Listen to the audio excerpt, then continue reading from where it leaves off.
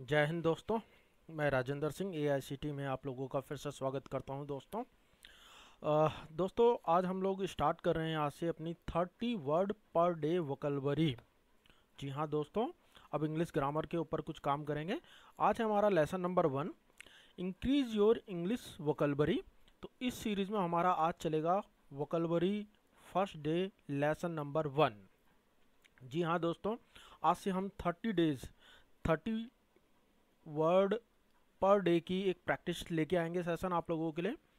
तो ये इस तरीके से बनाए गए हैं कि आप लोग अगर इनको रटने की ज़रूरत नहीं है, आप इनको बस इनको पढ़िए और डेली यूज़ में कीजिए, तो ऑटोमेटिकली आप देखेंगे कुछ महीनों के अंदर आपकी जो वोकैबुलरी है वो बहुत ही बढ़िया और शानदार तरीके से बन जाएगी, जिससे कि आगे चल के आप इंग्लिश स्पीकिंग में अच्छा परफॉर्मेंस दे सकते हैं दोस्तों। तो जैसा कि आप स्क्रीन पे देख रहे हो, पहला वर्ड थिंक ट्वाइस। तो दोस्तों थिंक ट्वाइस का मतलब होता है 2 बार सोचना या अच्छी तरह से सोचना। तो जब भी आपको कहीं पर सोचने से रिलेटेड करना है तो थिंक ट्वाइस का आपको इस्तेमाल करना है दोस्तों। अगला लेते हैं कॉल या रिंग, दोनों में से, या आप कह दीजिए जैसे कॉल समबडी अप या रिंग समबडी अप। इसका मतलब होता है दोस्तों किसी को फ़ोन करना या किसी को फ़ोन करके बुलाना। नेक्स्ट थर्ड नंबर पे आता है दोस्तों वकेट द हाउस। अब किसी को मकान खाली करना है तो वहां पर वो इस्तेमाल कर सकता है वकेट द हाउस, यानी कि मकान को खाली करना। ठीक है दोस्तों। अगला चलते हैं दोस्तों बिलीव ऑन हियर से। अच्छा, हियर और से दो अलग अलग वर्ड है, बट जब इस दोनों को एक साथ बोलते हो आप हियर से, तो इसका मतलब होता है अफवाह फैलाना, अफवाह। तो बिलीव ऑन हियर से, बिलीव का मतलब हम सबको मालूम है, तो वो कह सकते हैं कि अफवाह पर विश्वास करना या सुनी सुनाई बातों पर विश्वास करना।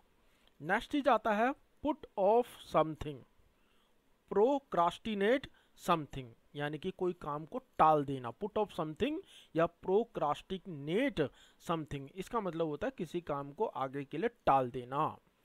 चलो नेक्स्ट 6 नंबर है सर दोस्तों गिव अप या गिव क्विट, हार मान लेना, किसी काम को छोड़ देना या किसी बात से हार मान लेना, पीछे हो जाना। तो गिव अप का मतलब ये हुआ। अगला चलते हैं दोस्तों 7 नंबर पे नो समबडी इनसाइड आउट, किसी व्यक्ति को अच्छे ढंग से जानना या किसी की रग रग से वाकिफ होना। 8 नंबर पे है मेक फ्रेंड विद समबडी, किसी से दोस्ती करना। मेक एनिमीज विद समबडी, किसी से दुश्मनी करना। जब भी दुश्मनी की बात होती है तो एनिमी वर्ड तो आप सबको याद ही होगा। तो जब भी आपको किसी से दुश्मनी करना ये वर्ड बोलना है तो मेक एनिमी विद समबडी का इस्तेमाल आपको करना है। मैरी समबडी, किसी से शादी करना। गेट मैरिड, शादी करना। मैरी ऑफ समबडी, किसी की शादी कराना। यहां पर बात आ जाती है किसी की शादी कराना, तो तब आप इस्तेमाल करेंगे मैरी ऑफ समबडी। नेक्स्ट आता है mint a lot of money. 30 number पे जो है वाक्य वो इंग्लिश का है mint a lot of money. तो यहां पर इसका मतलब होता है बहुत सारा पैसा, बहुत सारा पैसा। 40 नंबर पे आता है गेट अप। क्या आता है मतलब गेट अप, बिल्कुल आपने सुना होगा गेट अप, वेकअप। तो यहां पर होता है सुबह उठना, जल्दी उठना। नेक्स्ट 15 नंबर पे है throw dust in somebody eyes, जैसे किसी की आंखों में धूल झोंक देना, किसी को धोखा दे देना। तो कुल मिला के इसका इस्तेमाल ये हुआ throw dust in somebody eyes का मतलब हुआ किसी की आंखों में धूल झोंकना। नेक्स्ट 16 नंबर पे आता है अपोलाइज टू समबडी, किसी से माफी मांगना। अपोलाइज सबको पता ही है, माफी मांगना। फॉरगिव समबडी, किसी को माफ कर देना या किसी को माफ करना।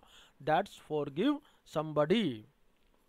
अगला आता है 18 नंबर पे अपरूट समथिंग या एलिमिनेट समथिंग।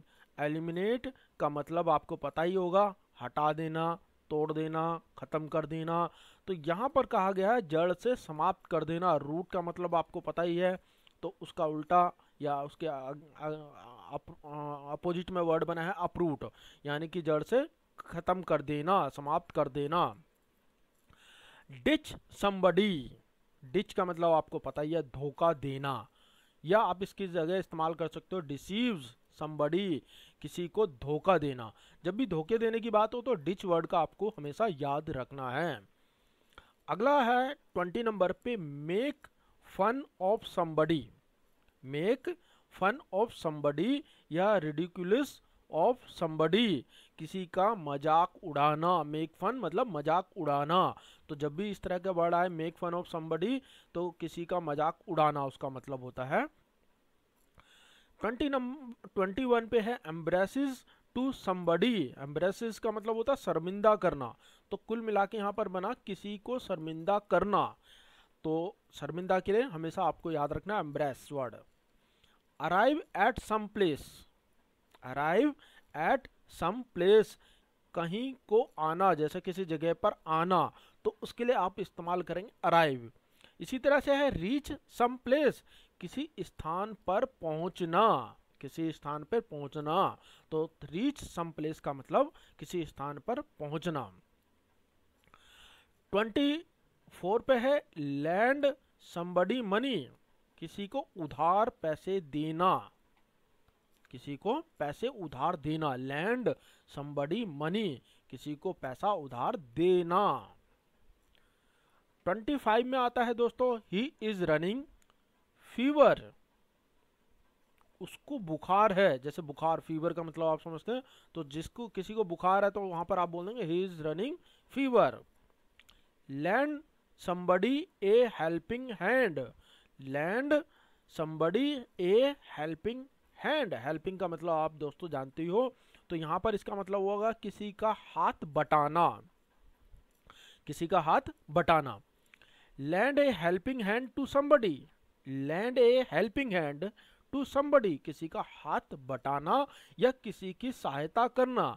तो यहां पर इस वाक्य का पूरा ध्यान रखना, land a helping hand to somebody, किसी का हाथ को बटाना, किसी की सहायता करना।